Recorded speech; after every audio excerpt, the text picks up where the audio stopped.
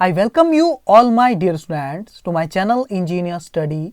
आज की स्टोरी है जिसका नाम है अ शॉर्ट टेम्पर्ड डीमन, एक क्रोधी राक्षस। ऐसा व्यक्ति जो बात बात में गुस्सा हो जाता है, क्रोध में आ जाता है, उसको क्या बोलते हैं? शॉर्ट टेम्पर्ड व्यक्ति। ठीक है, शॉर्ट टेम्पर्ड मीन्स क्रोधी। तो एक क्रोधी राक्षस की कहानी है, बहुत ही अच्छी कहानी है। हम इसे रीड करेंगे, ट्रांसलेशन, हार्डवर्ड, ग्रामर, स्ट्रक्चर, ये सारी चीज़ें देखेंगे।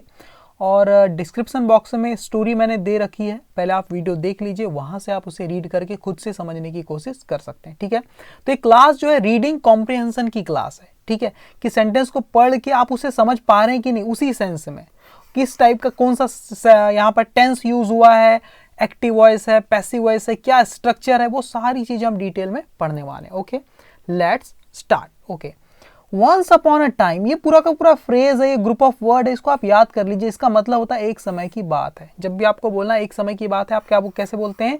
वंस अपॉन अ टाइम, एक समय की बात है। There was a very short tempered demon. There was मतलब कि था, कौन था?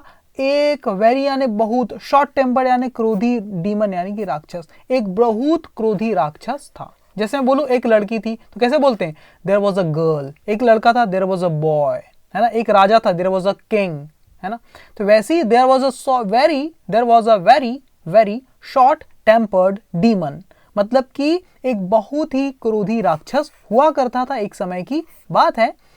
He would get angry at the smallest things. He would get angry at the smallest things. क्या मतलब है? देखो, would के साथ ये वर्ब की जब बेस फॉर्म लगती है ना, तो इसका मतलब ये जो सब्जेक्ट है ना, ये उस काम को किया करता था। देखो समझ में आ जाएगा ना। जैसे मैं बोलूं I would, अगर मैं यहां लिख दूं go, I would go, मैं जाया करता था। आगे लिख सकता हूं टू टेम्पल, है ना। I would play, मैं खेला करता था।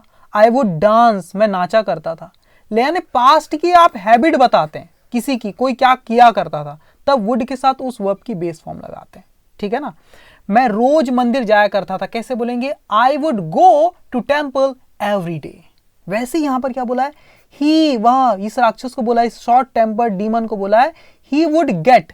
गेट यानी क्या होता है? होना, किसी का कुछ हो जाना, है ना। नाराज हो जाना, दुखी हो जाना, खुश हो जाना, है ना। ही वुड गेट, वो हो जाता था, ये मतलब है। ही वुड गेट, वो हो जाता था क्या? एंग्री यानी नाराज, वो नाराज हो जाता था। और किस चीज पर होता था? एट लगाकर लिखना है कभी भी। जब आप किसी व्यक्ति से, पर्सन से नाराज होते हैं तो आप विद लगाते हैं, और किसी चीज पर नाराज होते हैं तो एट लगा के लिखते हैं। ठीक है ना। ही वुड गेट एंग्री, वो नाराज हो जाया करता था या नाराज हो जाता था एट दी स्मॉलेस्ट थिंग्स, मतलब बहुत छोटी छोटी चीजों पर। स्मॉलेस्ट मतलब बहुत छोटी, थिंग्स मतलब चीजों, बहुत छोटी छोटी चीजों पर वो क्या हो जाता था? नाराज हो जाया करता था या नाराज हो जाता था, दोनों तरह से आप बोल सकते हैं। ठीक है, ओके। व्हेन एंग्री मतलब जब नाराज होता। देखो ऐसे लिखा जाता है, वैसे पूरा सेंटेंस तो ऐसा लिखना चाहिए, व्हेन ही गॉट एंग्री, जब वो नाराज होता, है ना, तब क्या होता आगे लिखा है। लेकिन शॉर्टकट में व्हेन एंग्री मतलब जब नाराज होता वो, तो क्या करता? ही हैड नो कंट्रोल, उसका कोई नियंत्रण नहीं होता था, कोई कंट्रोल नहीं होता था। किस चीज पे? ओवर लगा के, ओवर हिज एक्शंस, अपनी हरकतों का पर। हिज मतलब उसकी या अपनी, एक्शंस मतलब हरकतें, उसकी हरकतें जो है, जो एक्शन है, जो काम है उसके, उस पर उसका कोई कंट्रोल नहीं रहता था। कब?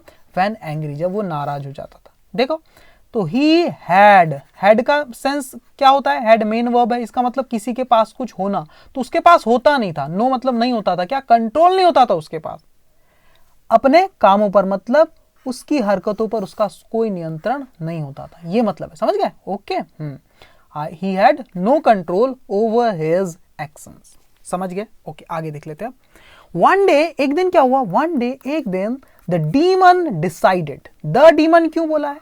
पहले तो अ डीमन लिखा आ रहा था इधर, देखो, there was a very short tempered demon, है ना।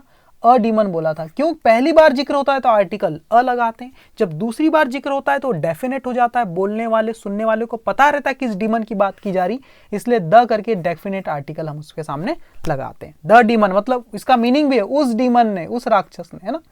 द डीमन, एक दिन, है ना, वन डे, एक दिन, द डीमन डिसाइडेड, उस राक्षस ने तय किया या फैसला किया। क्या तय किया? तो जब भी आप कोई चीज डिसाइड करते हैं या तय करते हैं, तो उस चीज को ना टू के साथ वर्ब की बेस फॉर्म लगा के लिखते हैं, है ना। जैसे मैंने स्कूल जाने का फैसला लिया, तो मैं क्या बोलूंगा, I decided to go to school.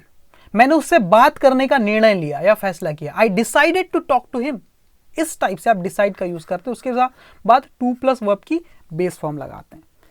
अब ये भी क्यों लगाते हैं, डायरेक्ट वर्ब आईएनजी फॉर्म क्यों नहीं लगाते, D1 डिसाइडेड मेकिंग।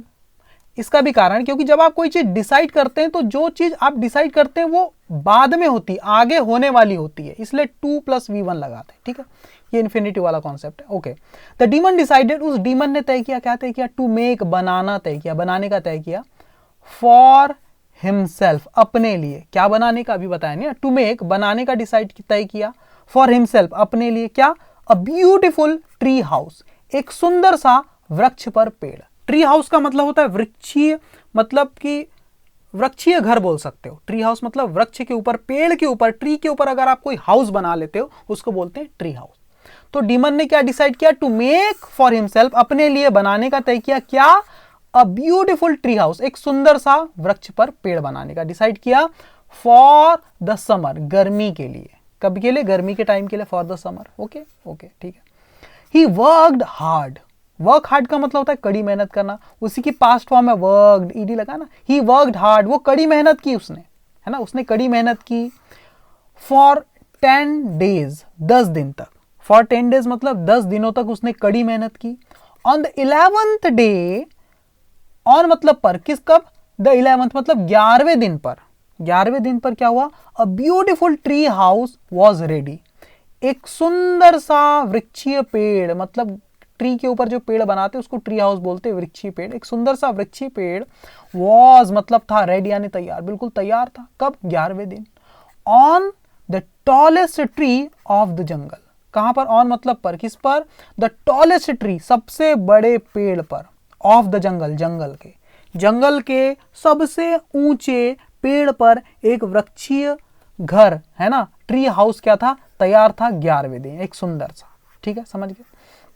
फिर क्या हुआ देखो, जस्ट वैन, बस तभी क्या हुआ, the demon was giving it the final touch, और तभी, जब की बात है, तब वो क्या कर रहा था, द डीमन, वो जो डीमन था ना, वो जो राक्षस था, वॉज गिविंग, वो दे रहा था, इट मतलब इसे, अपने घर को, क्या दे रहा था, द फाइनल टच मतलब अंतिम रूप दे रहा था। पूरा काम हो गया था, बस थोड़ा सा काम बचा था आखिरी का, तो उसको फाइनल टच दे रहा था, अंतिम रूप प्रदान कर रहा था, बस घर बन ही गया था लगभग।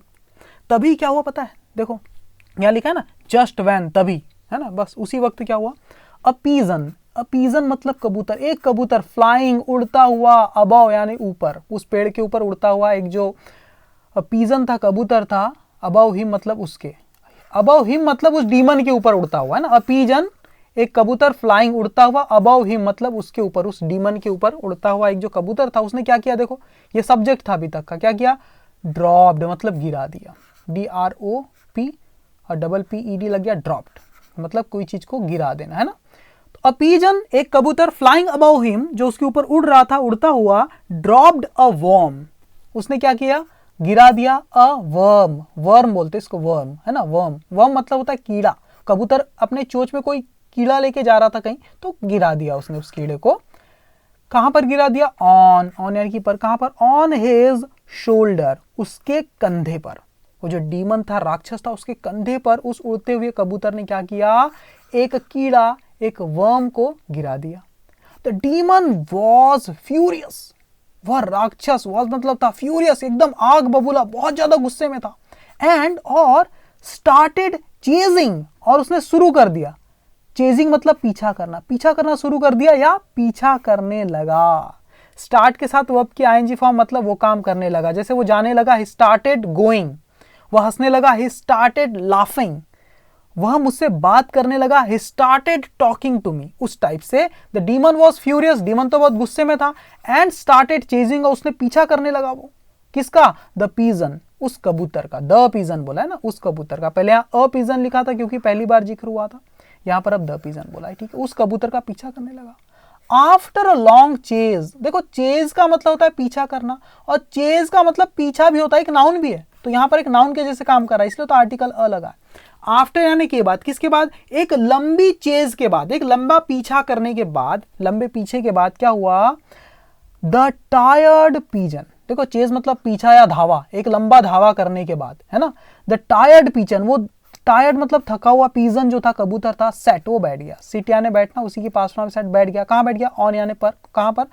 Top of a tree, top यानी शीर्ष पर, ऑफ मतलब के किसके? अ ट्री, एक पेड़ के शीर्ष पर बैठ गया, मतलब एकदम ऊपर में बैठ गया, टॉप पे, ठीक है। ओके, पहले तो बहुत धावा किया गया उसका और बहुत ज़्यादा धावा हुआ तो बेचारा थक गया, उस डीमन ने बहुत पीछा किया और थकने के बाद वो बैठ गया पेड़ के शीर्ष पर, ठीक है। द डीमन, वह राक्षस, वो जो राक्षस था, जो डीमन था, वो था सो ब्लाइंडेड, इतना अंधा था, बाय रेज मतलब क्रोध से। जब आप गंदे हो जाते हैं क्रोध से तो ब्लाइंडेड बाय रेज बोलते हैं, रेज यानी गुस्सा या क्रोध। तो क्रोध में इतना ज्यादा अंधा हो गया था वो, दैट की ही डिडंट रियलाइज, वो समझ नहीं पाया। ही डिडंट रियलाइज मतलब वो नहीं समझा। देखो डिड नॉट है, ये डिड नॉट की कॉन्ट्रैक्टेड फॉर्म है जिसको हम डिडंट बोलते हैं। क्या बोलते हैं? डिडंट। ही डिडंट रियलाइज, वो नहीं समझा। क्या नहीं समझा? दैट की it was the same tree, ये वॉज मतलब था, द सेम मतलब ठीक वही पेड़ था, it was the same tree, ये वही वाला पेड़ था, with his precious tree house, ये वही वाला पेड़ था जिसमें क्या था? उसका कीमती सा प्यारा सा ट्री हाउस बना हुआ था, वृक्षी घर बना हुआ था। विद मतलब के साथ, ये वही पेड़ था। किसके साथ था ये पेड़? हिज प्रेसियस ट्री हाउस, ये वही वाला पेड़ था जिसमें उसने घर बनाया हुआ था अपना प्यारा सा, ठीक है ना।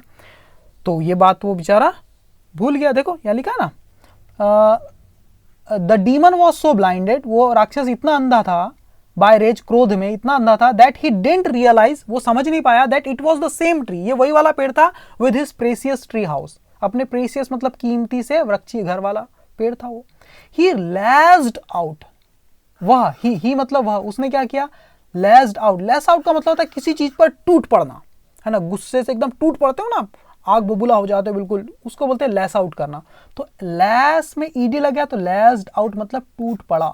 ही वह एकदम टूट पड़ा, किस चीज पर? एट इट, इस पर, इस पेड़ पर टूट पड़ा, उस पक्षी पर कहना चाहिए। एंड और हिज ब्यूटिफुल ट्री हाउस केम क्रेसिंग, और उसका जो सुंदर सा जो ट्री हाउस था, केम क्रेसिंग मतलब धड़ाम से गिर गया, है ना। कम क्रेसिंग की पास्ट फॉर्म है केम क्रेसिंग, मतलब केम क्रेस का मतलब होता है धड़ाम से कोई चीज का गिर जाना। कहां पर गिर गया? डाउन यानी नीचे गिर गया।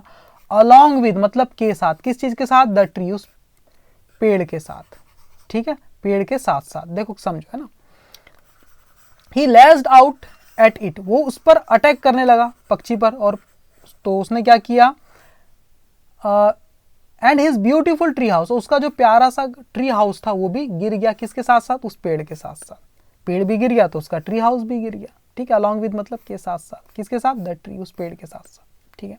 फिर क्या हुआ? तो ये चीज हो गई, यानी गुस्से में इतना भी अंधा नहीं हो जाना चाहिए कि आप अपना ही नुकसान करा बैठे हो, है ना। तो गुस्से का यहाँ पर नुकसान मिला उसको। तो यहाँ पर क्या सीख मिलती? थॉटलेस मतलब विचारहीन, एंगर मतलब क्रोध, ऐसा गुस्सा जिसमें आप बिल्कुल विचार करना भूल जाते हैं, ऐसा थॉटलेस एंगर जो होता है ना, कैन कॉज, वो उत्पन्न कर सकता है क्या? सीरियस डैमेज, गंभीर हानि, गंभीर नुकसान को उत्पन्न कर सकता है थॉटलेस एंगर। ऐसा एंगर जिसमें आपकी सोच समझने की शक्ति भी काम करना बंद कर दे, है ना। ऐसे थॉटलेस एंगर क्या कर सकता है? कैन कॉज सीरियस डैमेज, एक बहुत गंभीर समस्या को पैदा कर सकता है। ओके, तो कैसी लगी आपको स्टोरी? मुझे प्लीज कमेंट बॉक्स में आप लिख करके बताना। अगर वीडियो पसंद आता है तो लाइक करना और मुझे बताना कितने नए नए वर्ड आपने सीखा, और खुद से स्टोरी को पढ़ना डिस्क्रिप्शन बॉक्स में, और समझने की कोशिश करना कि आप रीड करके खुद से समझ पा रहे मीनिंग को, ठीक है। Thank you very much my dear student.